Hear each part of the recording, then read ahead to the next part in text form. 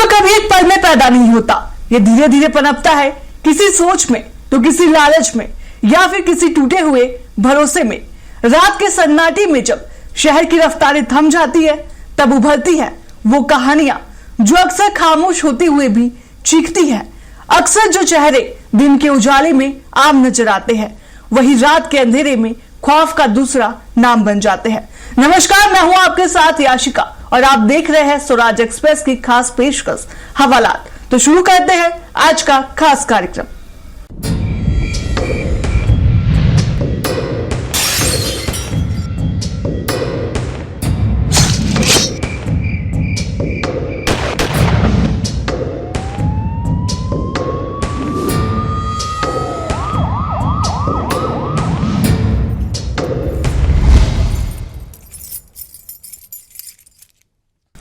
आज हवालात में हम सबसे पहले बात करेंगे एक मासूम की, जिसकी आंखों में बड़े बड़े सपने थे, लेकिन उसके उन सपनों पर चंद रुपयों की लालच और झूठ के आरोपों की सनक ने हमेशा हमेशा के लिए खामोश कर दिया। आज बात करेंगे कोरिया जिले के बैकुंठपुर की, जहां एक 17 साल की छात्रा ने फांसी लगाकर खुदकुशी कर ली। वजह एक मार्ट संचालक की प्रताड़ना और उसकी दबंगई, जिसकी वजह से एक घर की बेटी की दुनिया हमेशा हमेशा के लिए उजड़ गई। बेटी तो चली गई, लेकिन पीछे अपनी आंखों में, अपनों की आंखों में आंसू और पूरे शहर को सुलगता हुआ गुस्सा देकर चली गई। आज इंसाफ की मांग को लेकर बैकुंठपुर की सड़कें चक्का जाम है, लोग थाने का घेराव कर रहे हैं। देखिए कैसे एक झूठे आरोप ने एक हंसता खेलता परिवार उजाड़ दिया, हमारी इस खास रिपोर्ट में। बैकुंठपुर में 17 वर्षीय छात्रा ने की खुदकुशी। मार्ट संचालक की प्रताड़ना से तंग आकर दी जान। इंसाफ के लिए सड़क पर उतरा जन सैलाब। जन आक्रोश के आगे झुकी पुलिस। 3 आरोपियों पर नामजद एफआईआर दर्ज। ये वारदात बैकुंठपुर की उस शांत आबोहवा को तार तार कर देने वाली है, जहां एक 17 साल की मासूम बच्ची रोज की तरह अपने सुनहरे भविष्य के लिए सपने बुन रही थी। लेकिन उसे क्या पता था कि बुधवार का दिन उसकी जिंदगी का आखिरी दिन साबित होने वाला है। इस खौफनाक वारदात की पटकथा लिखी गई मंगलवार को। बैकुंठपुर के एक मशहूर शॉपिंग हब आईसी मार्ट में एक 17 साल की नाबालिग छात्रा ग्राहक बनकर इस मार्ट की चौखट लांघती है। वह सामान देख ही रही होती है कि अचानक मार्ट के संचालक और उसके स्टाफ ने बिना किसी ठोस सबूत के, बिना किसी जांच परख के उस बेबस बच्ची पर सरेआम चोरी का आरोप मढ़ दिया। इसके बाद जो हुआ वो किसी भी सभ्य समाज को शर्मसार कर देने के लिए काफी है। आरोप है कि उस मासूम को एक बंद कमरे में बंधक जैसी स्थिति में रखा गया। रसूख के नशे में चूर उस मार्ट संचालक ने कानून को अपने हाथ में लेते हुए 17 साल की बच्ची को इस कदर मानसिक रूप से प्रताड़ित किया कि उसे धमकाया गया। उस बच्ची का आत्मसम्मान लहूलुहान किया गया। दबंगई की इंतहा तो देखिए कि संचालक ने न सिर्फ उससे बदनामी का डर दिखाया, बल्कि उसकी स्कूटी भी जबरन अपने कब्जे में ले ली। और फिर शुरू हुआ वसूली का गंदा खेल। स्कूटी छोड़ने और मामले को रफा दफा करने के एवज में उस मासूम से 20,000 रुपए की मोटी रकम की डिमांड की गई। वह बच्ची जो अभी दुनिया के इस काले चेहरे से पूरी तरह अनजान थी, इस खौफनाक मानसिक आघात को सह नहीं पाई। वह रोती बिलखती घर तो लौटी, लेकिन लोक लाज और बदनामी के उस भयानक डर ने उसे अंदर से इस कदर तोड़ दिया कि उसने बात अपने माता पिता तक से छुपा ली। अंदर ही अंदर सुलग रही वो बेबस बेटी जब इस डिप्रेशन और खौफ को बर्दाश्त नहीं कर सकी, तो बुधवार की दोपहर उसने अपने ही घर में फांसी का फंदा लगाकर आत्महत्या कर ली। बुधवार की दोपहर जब परिजनों ने अपनी लाडली का शव फंदे पर लटकता देखा, तो सबके पैरों तले जमीन खिसक गई। एक हंसती खेलती बेटी जो कल तक अपनी माँ की आंखों का तारा थी, आज एक बेजान जिस्म बन चुकी थी। जैसे ही सुसाइड की कड़ियां आईसी मार्ट की उस काली करतूत और 20,000 की वसूली से जुड़ी, परिजनों का गम जन आक्रोश में तब्दील हो गया। बैकुंठपुर की जनता सड़कों पर उतर आई। पुलिस ने आनन फानन में मामले की नजाकत को भांपते हुए आईसी मार्ट को सील तो कर दिया और शव को पोस्टमार्टम के लिए भिजवाया। लेकिन मुख्य गुनाहगारों की गिरफ्तारी न होने से शहर का गुस्सा बारूद की तरह फट पड़ा। गुरुवार सुबह 11 बजे न्याय की मांग को लेकर बैकुंठपुर में जो मंजर दिखा उसने प्रशासन के हाथ पांव फुला दिए। सैकड़ों की तादाद में आक्रोशित महिलाएं, युवा और परिजन सीधे सिटी कोतवाली थाने पहुंचे और पुलिस प्रशासन के खिलाफ आर पार की जंग का ऐलान करते हुए थाने का घेराव कर दिया। पुलिस के बड़े अधिकारी मौके पर पहुंचे, लोगों को समझाने की मिन्नतें करते रहे, लेकिन इंसाफ की मांग कर रही भीड़ का गुस्सा थमा नहीं। पुलिस के आश्वासनों को दरकिनार करते हुए ये पूरा जनसैलाब सीधे आईसी मार्ट के सामने पहुंच गया और मुख्य हाईवे पर चक्का जाम कर धरने पर बैठ गए। एसपी ने दावा किया है कि कानून का मजाक उड़ाने वाले इन गुनाहगारों के खिलाफ ऐसी कार्रवाई होगी जो आने वाले वक्त के लिए एक मिसाल बनेगी। वहीं इलाके की पूर्व विधायक अंबिका सिंहदेव और स्थानीय पार्षदों ने भी साफ कहा है कि जब तक उस बेटी के हत्यारों को सलाखों के पीछे नहीं भेजा जाता तब तक बैकुंठपुर चैन से नहीं बैठेगा। सड़कों पर मचे इस महासंग्राम को देखकर कोरिया पुलिस तुरंत बैकफुट पर आई और आईसी मार्ट संचालक समेत 3 आरोपियों के खिलाफ विभिन्न धाराओं के तहत एफआईआर दर्ज की गई। लेकिन ट्विस्ट तब आया जब पुलिस दबिश देने पहुंची और तीनों रसूखदार आरोपी पुलिस की नाक के नीचे से फरार हो चुके थे। इस पूरे मामले पर कोरिया के एसपी रवि कुर्रे ने मोर्चा संभालते हुए साफ कर दिया है कि आरोपियों को पाताल से भी ढूंढ निकाला जाएगा। उनकी गिरफ्तारी के लिए पुलिस की स्पेशल टीमें 24 घंटे संभावित ठिकानों पर ताबड़तोड़ छापेमारी कर रही हैं। किस तरह की कार्रवाई की गई है और क्या है पूरा मामला, इसके बारे में बताइए। ये कल की घटना है और कल शाम को ही पता चला कि बच्चे ये सुसाइड कर ली है और हमारे पुलिस विभाग की एक कांस्टेबल की बेटी है जो आईसी मार्ट में कुछ खरीदने गई थी और ख़रीदने के दौरान कुछ सामान को अपने रख ली थी। तो जो आईसी मार्ट के मालिक है वो चोरी करते हो करके उसके स्कूटी को रख लिए थे और उस पर दबाव बना रहे थे कि जब तक तुम पैसा नहीं दोगे तब तक तुम्हारा स्कूटी को नहीं छोड़ेंगे करके। तो लड़की डिप्रेस में आ गई और घर में काफ़ी परेशान थी। अपने पिताजी को भी इस बात को नहीं बता पाई कि डांटेंगे करके और लड़की आत्महत्या कर ली। ये बहुत ही निंदनीय घटना है और जो आईसी मार्ट के मालिक है वो इसमें पूरा दोषी है क्योंकि छोटी सी घटना की जानकारी वहीं 50 मीटर में थाने हैं, उसको जानकारी नहीं दिया और खुद जज बन करके स्कूटी को रख लिया, जिसके कारण लड़की को आत्महत्या के लिए गलत कदम उठाना पड़ा। तो गिरफ्तारी किसकी हुई है और कब तक की गिरफ्तारी? गिरफ्तारी बहुत जल्दी हो जाएगी, उसको पुलिस सरगर्मी से तलाश रही है। एसपी ने दावा किया है कि कानून का मजाक उड़ाने वाले इन गुनाहगारों के खिलाफ ऐसी कार्रवाई होगी जो आने वाले वक्त के लिए एक मिसाल बनेगी। वहीं इलाके की पूर्व विधायक अंबिका सिंहदेव और स्थानीय पार्षदों ने भी साफ कहा है कि जब तक उस बेटी के हत्यारों को सलाखों के पीछे नहीं भेजा जाता तब तक बैकुंठपुर चैन से नहीं बैठेगा। एक छोटी सी घटना जिसका निराकरण कुछ ही मिनटों में हो सकता था, उसको इतना तूल दिया गया कि एक नाबालिग बच्ची को अपने जान लेना पड़ा। इस घटना से पूरा समाज, पूरा बैकुंठपुर, सभी लोग व्यथित हैं। ऐसी निंदनीय, ऐसी अमानवीय घटना कभी नहीं घटनी चाहिए, किसी के साथ भी नहीं। मैं प्रशासन से यही निवेदन करना चाहती हूँ कि जल्द से जल्द कार्रवाई हो, निष्पक्ष कार्रवाई हो, किसी के भी दबाव में कार्यवाही में कोई बाधा न आए और पीड़ित परिवार को न्याय मिले जल्द से जल्द। मेरा नाम मेरियट मींज है, मैं पुलिस परिवार से हूँ। बहुत दुख के साथ कहना पड़ रहा है कि आज हमारे बेटी के साथ ऐसा घटना हुआ।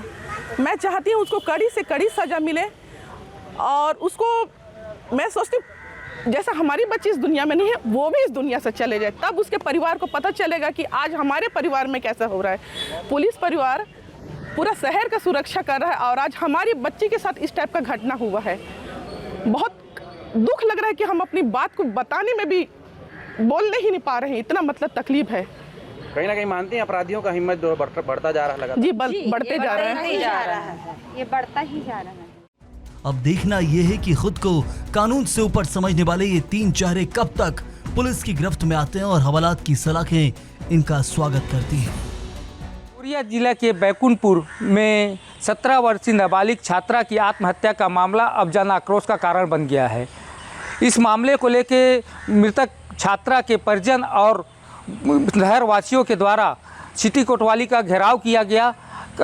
पुलिस अधिकारियों के समझाइश के बाद भी वो नहीं माने और आईसी मार्ट जिसके ऊपर आरोप है कि जिसके कथित चोरी के आरोप के कारण बालिका ने आत्महत्या जैसा कदम उठाया, उसकी गिरफ्तारी को लेकर आईसी मार्ट संचालक की गिरफ्तारी को लेकर उसकी दुकान के सामने धरना, मुख्य सड़क को जाम करते हुए धरना प्रदर्शन किया और उसकी गिरफ्तारी और कड़ी कार्रवाई की मांग करने लगे। तब जाके पुलिस ने 3 आरोपियों के खिलाफ नामजद एफआईआर दर्ज किया और उनकी तलाश चालू की, लेकिन अभी तक मिली सूचना के अनुसार तीनों आरोपी फरार बताए जा रहे हैं, जिसकी पुलिस सरगर्मी से तलाश कर रही है। अब देखना होगा कि पुलिस का अगला कदम क्या होता है।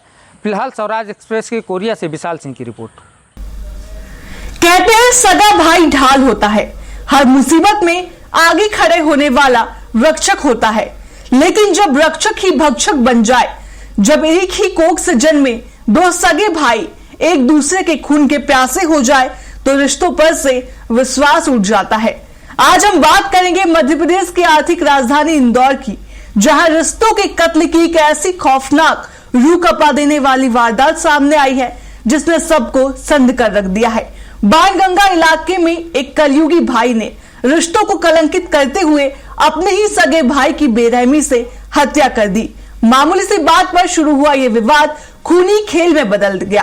आखिर नशे की लत ने कैसे एक मां की गोद को सूनी कर दिया और कैसे एक हंसते खेलते घर को शमशान बना दिया, देखिए हमारी इस खास रिपोर्ट में।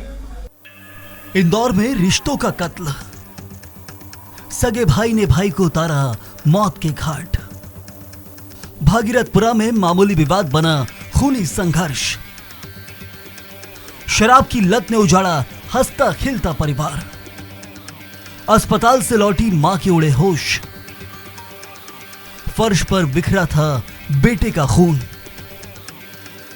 ये दिल दहला देने वाली सनसनीखेज वारदात मध्य प्रदेश की आर्थिक राजधानी इंदौर से सामने आई है। यहाँ के बाणगंगा थाना क्षेत्र के अंतर्गत आने वाले भागीरथपुरा इलाके में रिश्तों का ऐसा कत्ल हुआ जिसने पूरे समाज को सोचने पर मजबूर कर दिया है। एक कलयुगी भाई ने मामूली विवाद में अपने ही सगे भाई की बेरहमी से हत्या कर दी।